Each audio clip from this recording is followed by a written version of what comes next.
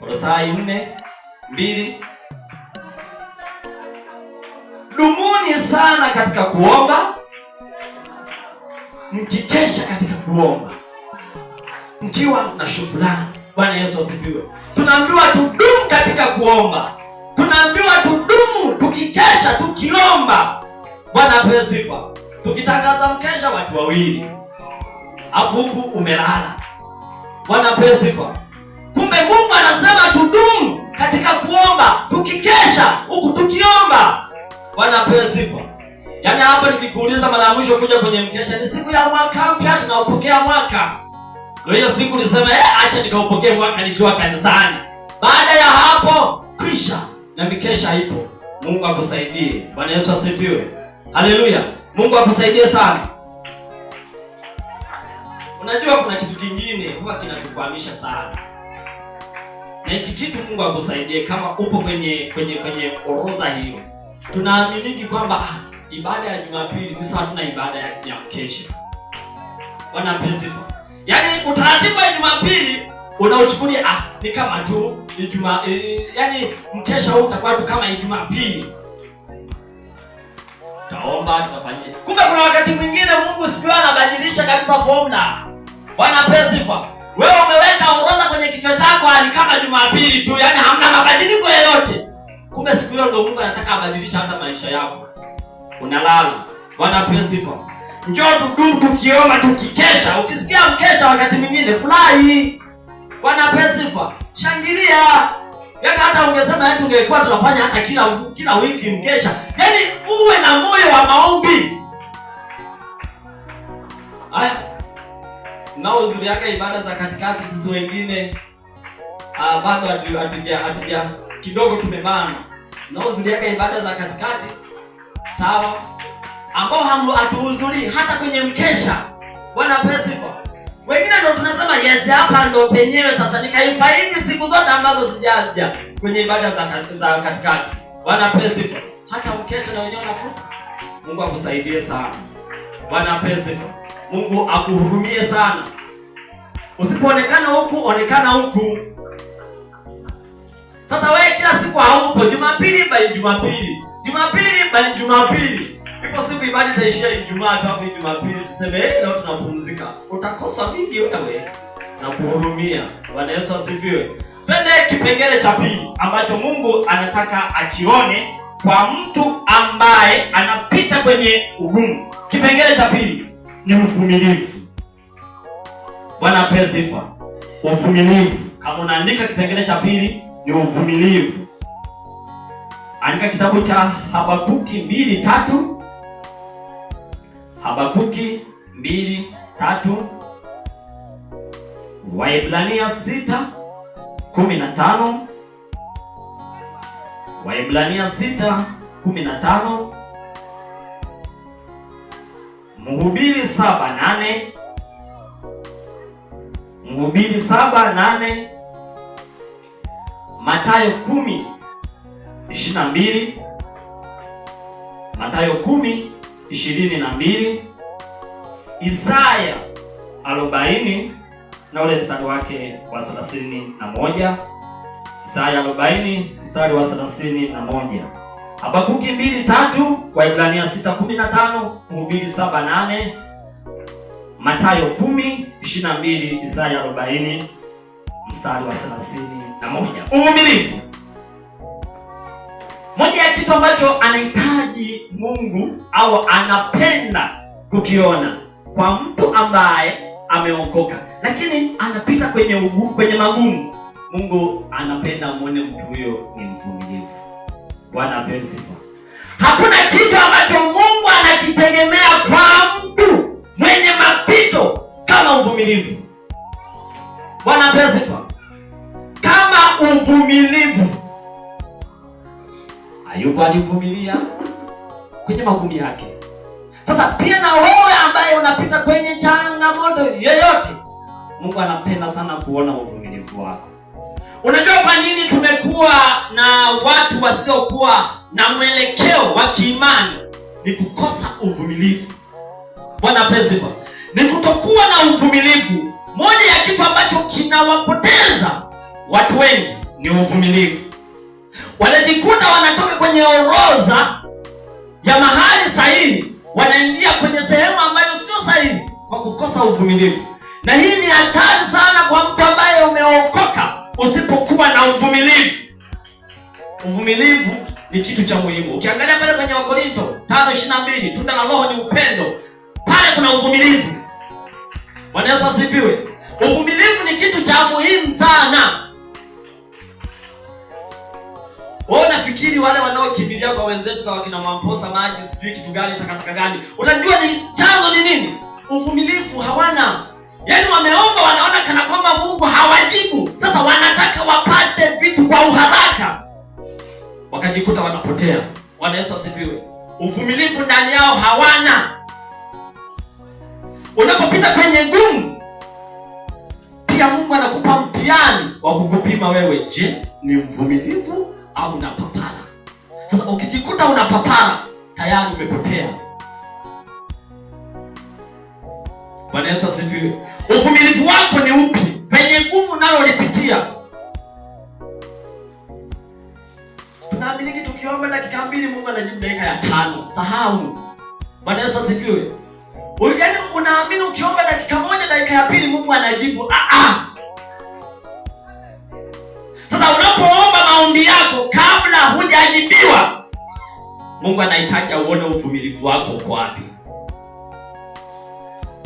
Utaomba, lakini uvumilivu unahitajika. Tunapolima mazao, hatuyalimi siku moja tu, hiyo siku eti tukavuna. Hamna. Bwana asifiwe. Lazima tunahitaji uvumilivu. Kama ni palizi tutapitisha, kama ni nini, kila kitu kinaenda kwa uvumilivu.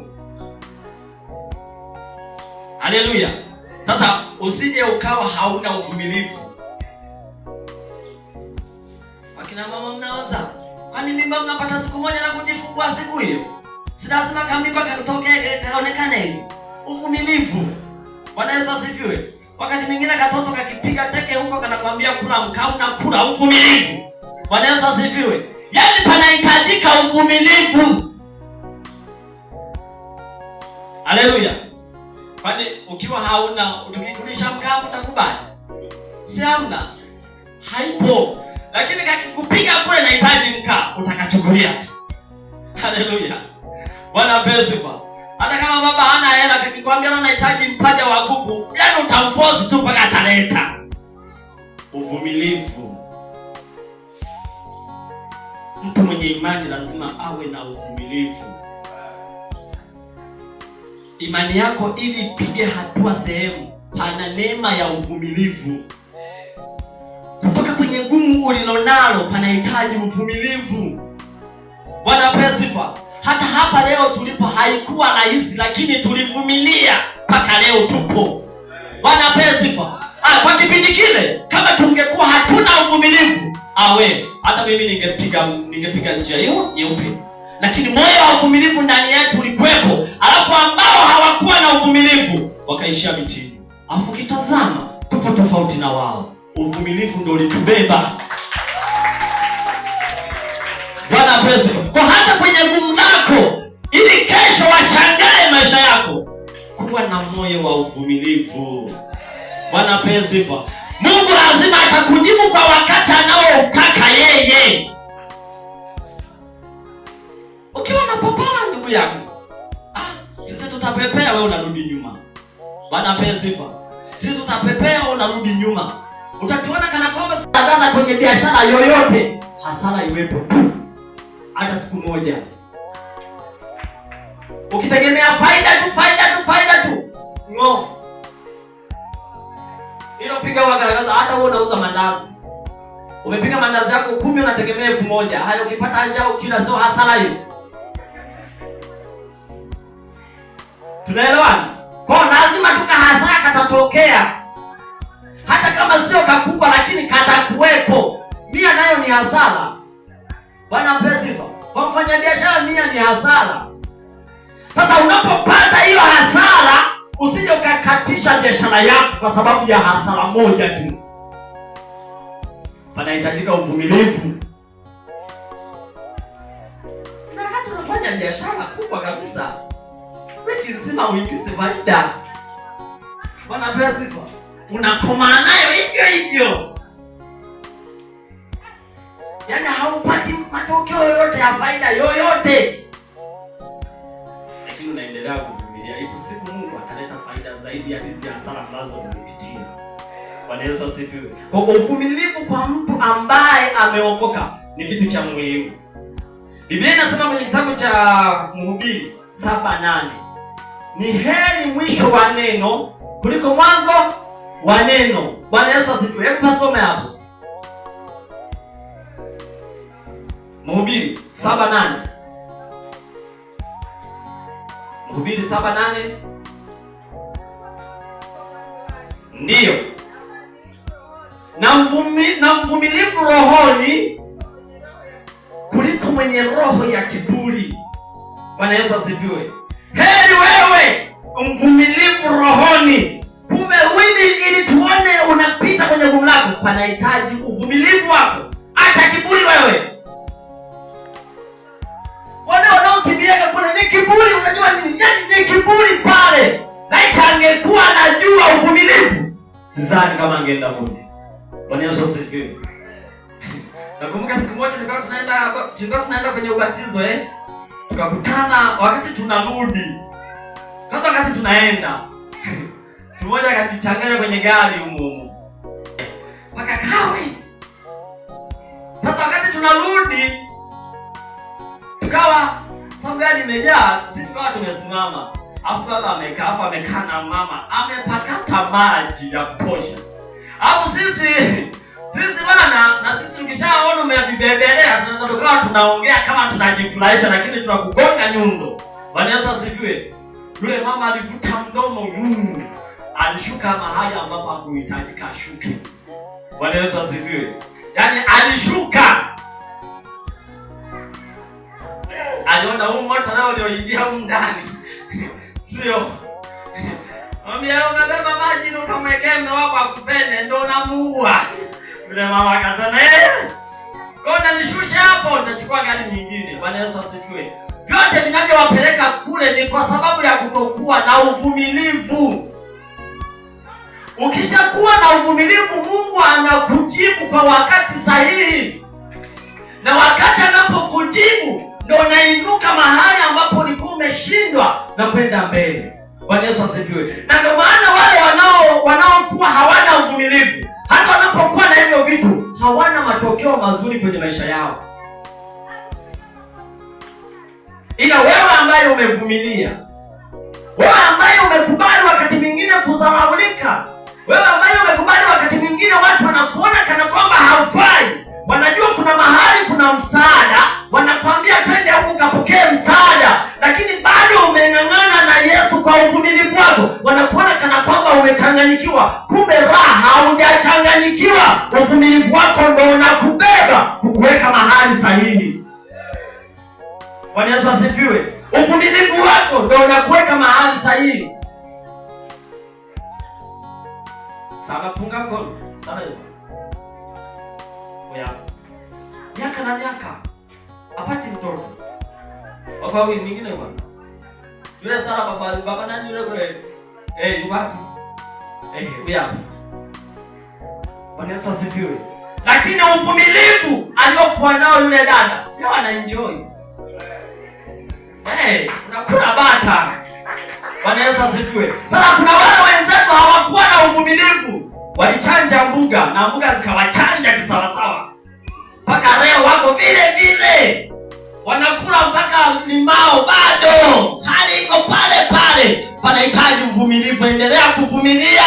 Mungu atakujibu kwa wakati sahihi. Bwana Yesu asifiwe. Majibu yapo.